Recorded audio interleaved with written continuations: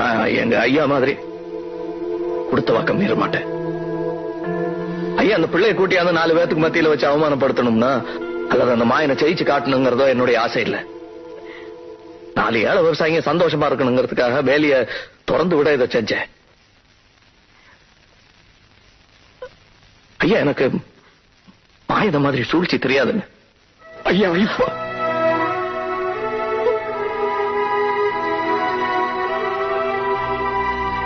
புள்ள ஆத்தா இல்லாத விடு அதான் கேப்பார் இல்லாம இப்படி சீரழிச்சு விட்டாருன்னு சொன்ன. அப்படி இல்ல, நான் இருக்கேன். பெரியதவர் மகன் நான் கேட்கிறேன். என்னைய கல்யாணம் கட்டிக்கிற உனக்கு இஷ்டம் இருக்கா?